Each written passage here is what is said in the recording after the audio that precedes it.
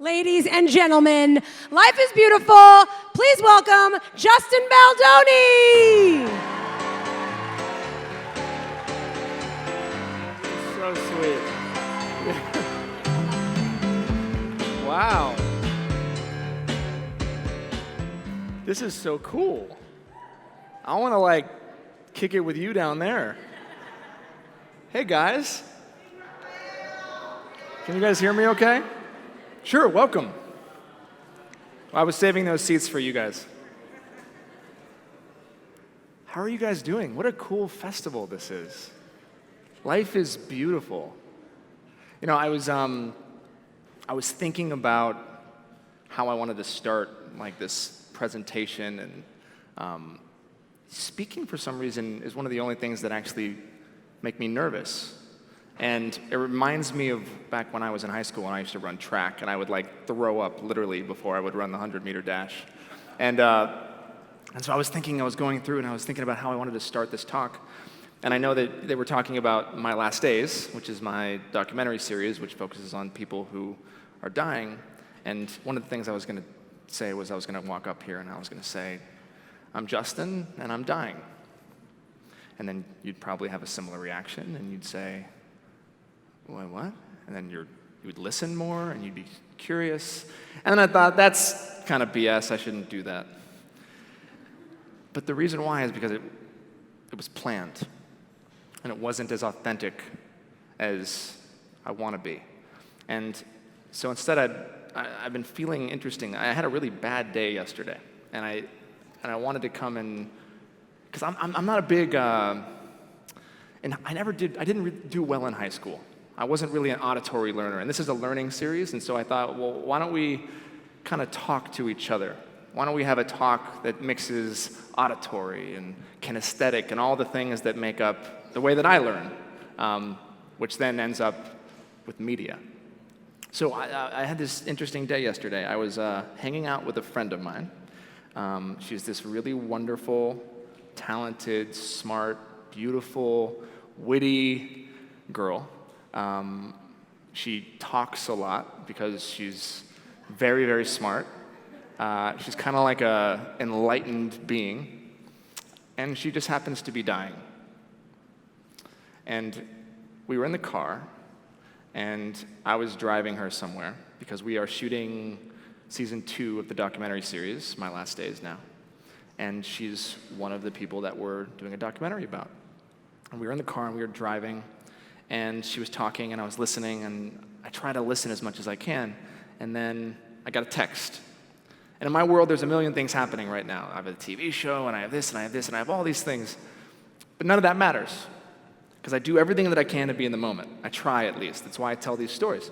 And so we're talking, and I get a text, and I look at her, and I look at my text, and I know what the text is about, and it's kind of urgent, but I don't want to just not say anything, so I pick up my phone, and I kind of do this. We've all done that, right? Just kind of, someone's talking to you, and you pick up your phone, and you're kind of like, yeah. and she smiled, like this big, beautiful smile. And it shot to my heart, because I realized in that moment, I was taking her time. She was choosing to give me her time, and I was taking it from her. And believe it or not, that tiny little moment, and then she kept going, and she was just like, fine, I'm going to keep going, because what she had to say was actually really fantastic. But in that moment, I actually fell into a little mini depression for the rest of the day. And I was so grateful for this talk because it reminded me of why I do what I do, which is tell stories that I believe can make a difference in the world, which kind of is the purpose of our talk, which is the future and shaping the future of content. And to me, both the reason why it's important that I tell these stories and why this talk is important to me is because it helps me remember why. One of the Arabic words for human means they who forget. Arabic's one of the oldest languages in the history of the world. There's a million different words or meanings for every word, and it means they who forget, literally. So when we remember, it's that much more magnificent. And so what are the things that we use to remember? How do we remember who we are as human beings when we forget, kind of like I did yesterday? What are some examples? Anybody? Stories. Books, pictures, family, life, movies, television, YouTube, coming to talks like this, going on Snapchat and saying hi to your friends. It's just life in general, right? You try to have moments, you forget about who you are, you go and you have a conversation with a friend, you go, in my case, I'll go try to connect with my daughter or my wife. Sometimes when I'm really down, I try to watch a movie that inspires me. You try to remember, which is one of the reasons why we're all here today, I hope, is that we're trying to learn something, so remember why we're here, why we're human. But taking it all the way back, the reason I wanted to start my talk this way was because I think that the way that we remember who we are is through authenticity. Does anyone know the definition of authentic? I'm going to ask Siri in front of all of you. Let's see if she disappoints me. Siri, what's the definition of authentic? From two definitions of authentic, the first one is conforming to fact and therefore worthy of belief. Okay, well, that's not the one I wanted.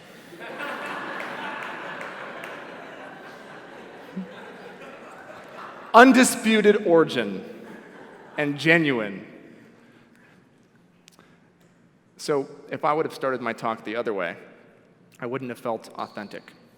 And when I looked up the definition of authentic, thank you, Siri, for disappointing me in front of all these people, undisputed was very interesting to me, because that by itself is a really interesting word to define what authentic means. It means you can't dispute it, right? So if you took everybody in this room and I asked you, was the beginning of my talk, and me sharing that story, was that authentic? Was it me? I would hope that a lot of you would raise your hands and say yes. Now, the problem with content, the way that I see it today, and with media, is if you watch TV, how often do you watch TV and you feel like something isn't just authentic? How often do you turn on the television and just feel like, I don't buy that at all? Or like you watch these stories, or like The Bachelor, or even TV shows in general, you can tell whether it's bad acting or whether the storyline is so unbelievable. There's something about it that isn't authentic. All the time? It's kind of everywhere, right? And I really believe that the purpose, hi guys, welcome. The purpose of content is to remind us who we are in an authentic way so that we can live authentic lives. So, I don't know if you guys have actually seen my documentary series, My Last Days, but what I wanted to do is I want to play it, and then by a show of hands at the end of it, I'm going to ask you if you feel like what you just watched was authentic. This is season 1 of My Last Days. I've been traveling for close to 4 months now. This is our 9th country. Yeah, Jess and I have been together since she was 15 and I was 16, literally half our life. Music is a way I can express myself. My name is Ryan Woods. My name is Christopher Ive. My name is Exo. I have a glioblastoma tumor in my spine. I'm living with osteosarcoma. I've been told I have a few months to live. I think every teenager out there feels invincible. It's not the kind of invincible like Superman. It's the kind of invincible like, I'll see you in 5 months. I thought I was invincible. To think of my 4-year-old daughter, it's a scary thought to think that I, in a lot of ways, will be a shadow in her memory. If by some chance the world does not feel it is necessary to terminate my life, I would be greatly appreciated. I want everyone to know, you don't have to find out you're dying to start living. I would just invite anyone who watches this video to live out a beautiful story. Life is really just beautiful moments, one right after the other. Happiness is not a limited resource, and when we devote our energy and time to trivial matters, we lose sight of the things that really make us happy. What will life be like when he's not around? I started to realize how he lives within me. Somebody who has such a limited amount of time, he can be like this. It's like, what can you do? Like, what can you really do in your life? Picnic basket full of cold pizza, which pretty much defines our relationship right there. I almost burst into tears just because it was so perfect. I just want you to know, this stuff's not happening because you're dying. It's really because of the way you're living. Zach, such a beautiful song. This is for you.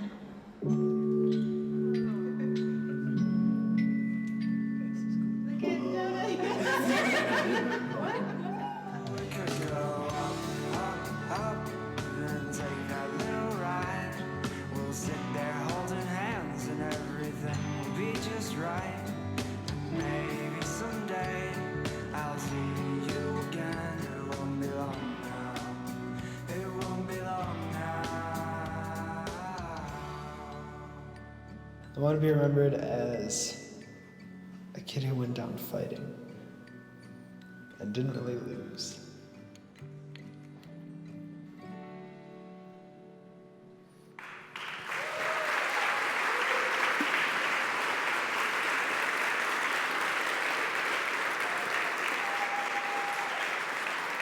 So, show of hands, how many felt like that was some authentic storytelling?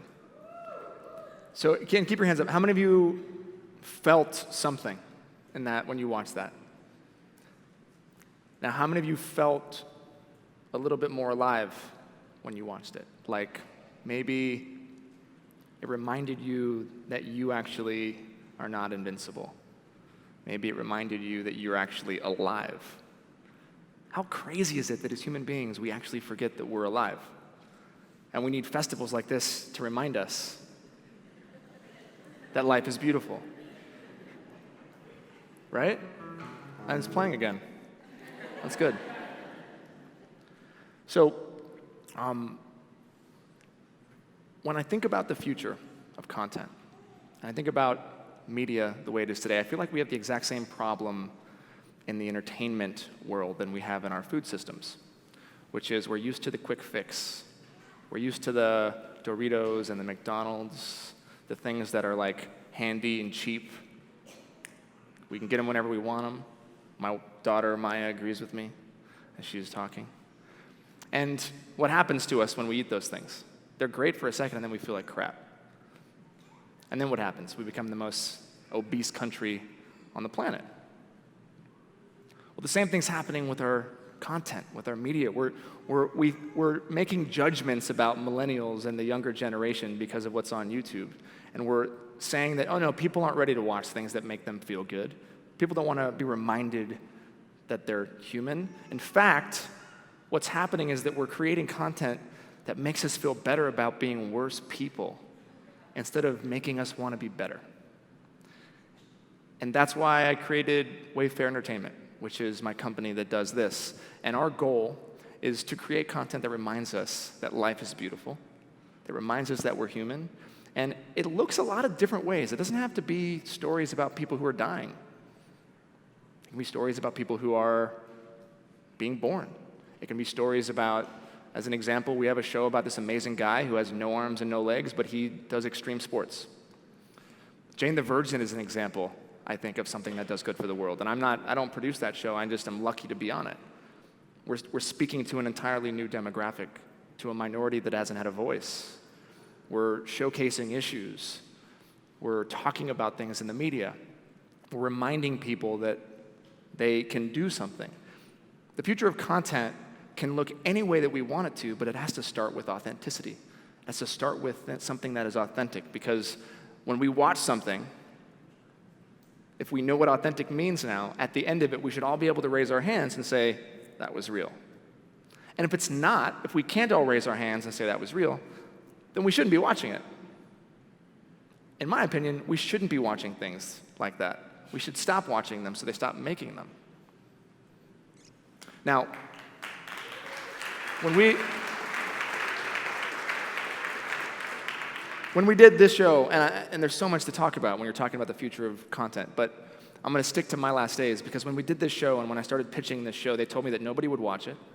They said that young people will never watch a series about people who are dying of a terminal illness. They said it had to be 5 minutes or less, because that's the way content is these days. And like, you couldn't call it My Last Days, because it was too dark. And I said, you guys have no idea. What a gross, like, misunderstanding of young people today. Like, luckily, I'm still relatively young. I'm technically still a millennial. But, like, we're missing the point. We're ready for that kind of content. So, you guys all spoke, became the most watched documentary series ever, and we just started a season 2. And I actually want to show you guys a really cool trailer for this coming season.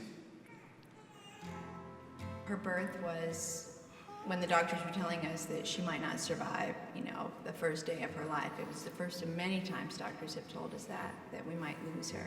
Claire, she's known that death is there. We've had to have a relationship with death, and this is one of the things that her and I talk about a lot. Like, if we were going to go today, would you feel like you gave everything you could give? And, I try not to dwell on it, but I honor that it's there. She sees me worry about things. She sees me worry about her future. And, we talk to the doctors and it gets heavy and I get scared. She's like, right this minute, it's awesome. We're here together. Like, where are you? Like, she helps me bring my head back to right this second. I'm like, oh, you're right. We haven't gotten there yet. I'm so detached from the fact that I'm dying of terminal illness, which is weird because you think if you had it for 18 years, you'd be used to it. What's up? Welcome to my room. 228 is where it's at. First, you have my brick that I painted, my little bobblehead Buddha. Here you have my lovely meditation guru. Someone got that for me in Tibet. Supposed to be thinking of you. It's the wrong time, but she's pulling me through. It's a small crime, and I got no excuses. Alright. Get my gun away. You gotta think the only thing that we're told when you have an illness is, oh, I'm so sorry. Like, oh, your life must be horrible. Like those exact words. And that gets so cemented in your consciousness. I've never felt like just because someone is sick, that means that they can't feel as much joy, that they don't see as much beauty, that they don't have as much fun. And I don't think that means that I'm an incredibly special person. I think that I had incredible people who raised me. She's fiery, she's got her own ideas, she's like a little ram. She loves Bernie Sanders, and I think she just loves the fact that this guy is so authentic and so inspiring in terms of taking on the things that are important to her. She's broken out of the hospital. Apparently my mom's there and has seats. Oh wait, look, bye hospital. And she thinks she's just coming to the rally, and her mom is actually going to arrange a meeting with her and Bernie after the rally tonight. He hugged me like a bunch of times and held my hand. And he signed my shirt. Claire discovered that she likes to speak, or perform, I guess, in front of people when she was like 3. She would stand up on a little chair or something. She'd be like, I need your attention. I mean, seriously. I've worked in 45 countries. I've worked with major political presidents, prime ministers, princesses, all of that. And you are one of the most talented communicators that I have ever seen. And it is absolutely a certainty, as far as I'm concerned, that your mission, that your dharma in this life is to touch people, to communicate in front of massive amounts of people. She really brings a vulnerability, I think, to the audience. She's not trying to be something she's not. She really speaks from her heart, and I just love that, and I think it really resonates with people. I'm just excited for what's next for her, because I think that she's got a lot longer than the doctors say, and I think she's got angels all around her. And she's just getting started.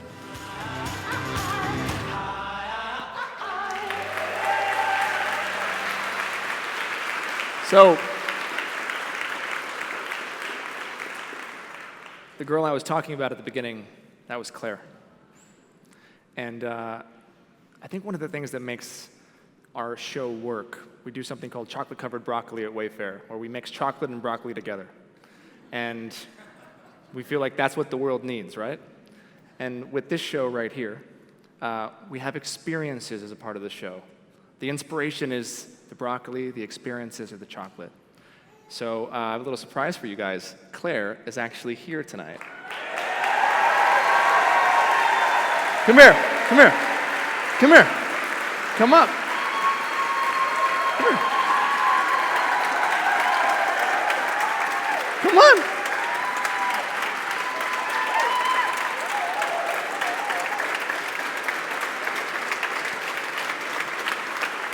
Come here. No, I'm going to introduce you to everybody.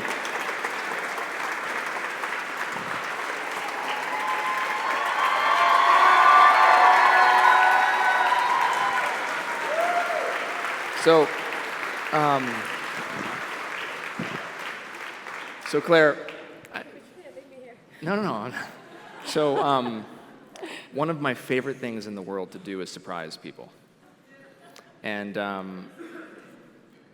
know that I know exactly where this is going, and I'm You- gonna jump off the stage into the pillows that so that we all know. I had to figure out a way to get you here. But you want to change the world. You want to be an inspirational speaker. Yeah. Well, this is your speech.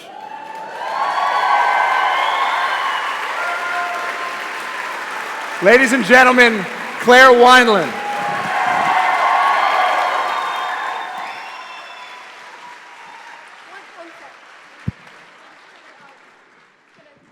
I'm just gonna curl up in a ball for a second. Just give me a second. By the way, you have 15 minutes.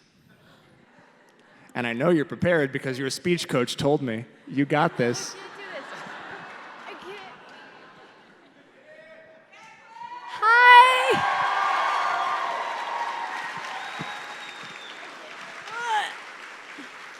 All right, Justin's not making it through the night. Have fun strangling him in his sleep with my oxygen tube.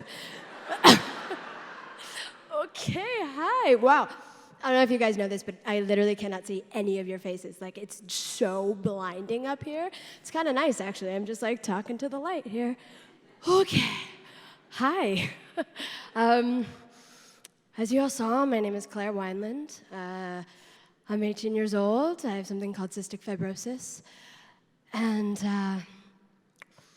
I do have only a few years left to live. I mean, that's how the doctors see it. But honestly, that doesn't matter to me. And I'm not saying that to be a Pollyanna, and I'm not going to be up here talking about death the whole time. But I know you guys are probably all thinking it because it's what happens when you have a sick kid come up on stage. So let's get the whole death thing just out on the table here, right? I was told I have 2 years to live, but I was also told when I was a baby I wouldn't live past 10, and then I did. Then I was supposed to die at 13, and I almost died at 13 and was in a coma for a few weeks, and that was crazy, but I survived. And now I'm supposed to live until 20, and I'm 18, but I'm, just doing whatever I can, and I honestly can tell you that I don't care about that. I don't care, and not because, I don't care about that because death is unavoidable and imminent, right? It is entirely out of our control. We have no say. There's a friend of the family who was eating dinner, she was having a movie night with her family, and she was eating popcorn.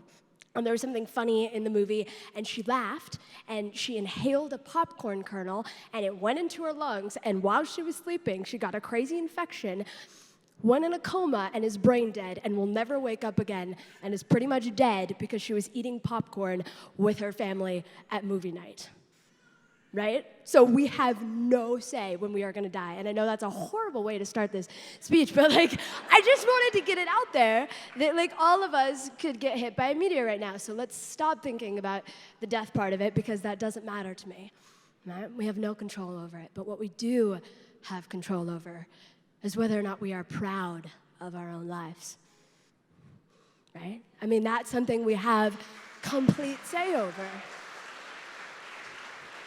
Yeah. So how do you do that? How do you live your life you're proud of? I wish that I could stand up here and give you guys a solid answer, but I am still trying to figure it out. I think I'm just as confused as everyone else on how to make our lives a piece of art. But I think that part of the joy is simply trying. Part of the joy is putting energy into seeing the beauty in your own life, right? That's part of the joy in and of itself. So when I was around like 7 years old, I was alone and I was in the hospital. And I was bored out of my mind because I was a 7-year-old locked in a room. And I was watching, like, it was some, like, you know those, like, HGTV, like, design shows that they do, right? That are, like, really addicting, and you're like, where's my whole day gone? I've been watching people's houses be remodeled. Right, so I was watching one of those, and there was, like, this beautiful New York loft apartment, and I was like, oh, my God, that's where I want to live. And I was like, oh, I can't, I'm in the hospital. And then I had this idea. I was like, oh, well, I have a room, and I have furniture, and there's a Target right down the street, so I can go get some twinkle lights and some throw pillows. And I had an incredible family who were so supportive of me all the time. So I started decorating my hospital rooms. So every time I'd go in, it would be like a different theme, you know? It would be like the jungle or, you know, palace or New York loft apartment or whatever it was. And those hospital rooms, to everyone else, right, hospitals are these terrifying places where you go to, you know, die or get needles shoved up your butt. But for me, it was my playground, right? A hospital was my playground, it was my home. And so those hospital rooms were not scary places, right? They weren't hospital rooms, they were just a room. It was a room with infinite possibility. Just like your lives are not good, they're not bad, right? Just because you're living in a certain circumstance, you're living in a certain situation, that doesn't mean that that life is innately wrong. It is just a life, right? We have this bizarre habit of thinking that we can decide what kind of lives are good and what kind of lives are bad. Right? We stand up here and we say, no, pain is bad, suffering is bad, you know, being poor is bad, being sick is bad. But I can stand up here and tell you, I am genuinely proud of my life. I am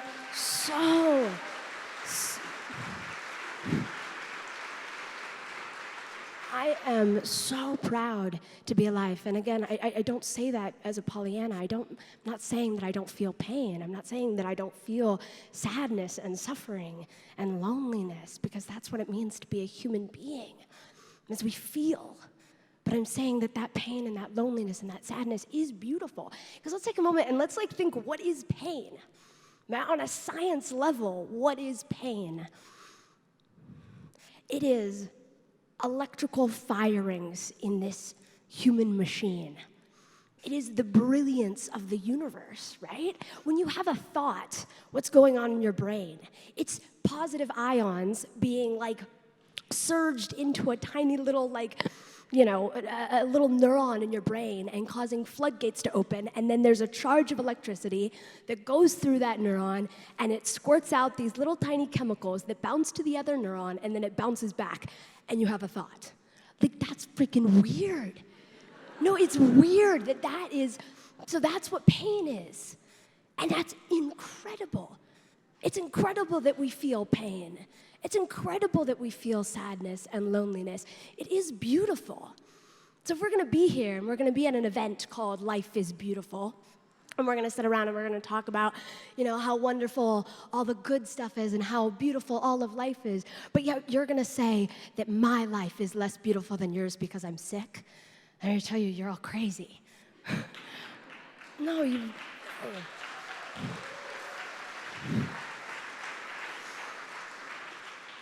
crazy because because my life is no more incredible and no less incredible than all of yours, because it simply is life, and it's gorgeous and it's everywhere, and life will unfold itself to you if you're open to it and if you let it. And it doesn't matter if you're rich or if you're poor.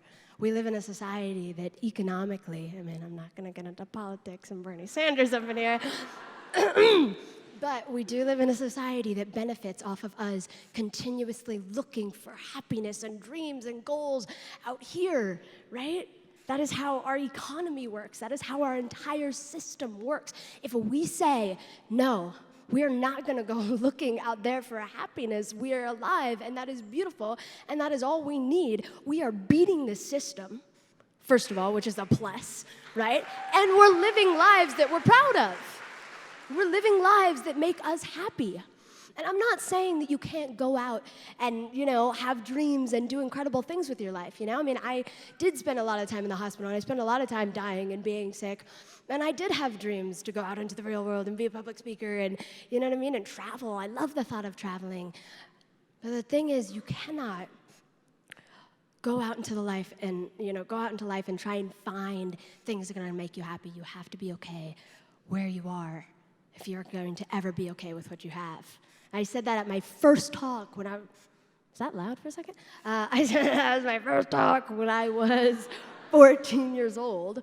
I said, you are never going to be happy with what you get unless you're happy with what you have. And it still rings very true, because we need to be inspired by the world that we live in if we're going to do anything. We can go out and have dreams. We can go out and conquer the world and explore everything that it has to offer. But we first have to be so inspired by the way it is right now. That has to be what drives you. It's like how an artist loves the paper that it paints on, right? Artists look at their page and go, wow, look at how perfectly made this paper is. Look at how incredible these brushes are, and the bristles on this brush are so great, and the colors in that paint, and then they paint something. And that's what you have to do with your life. You have to look at all of it, all of the pain, all of the loneliness, all of the beauty, all of the friendship and the family, and and the sickness and the health, and you have to lay it all in front of you, and you have to say, okay, this is what I have to work with. This is what I have. It's all wonderful, and what can I make with it? So, is that good? I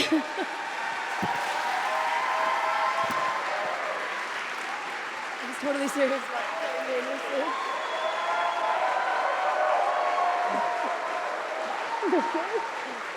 I'm just like pass out. Claire Wineland, everybody.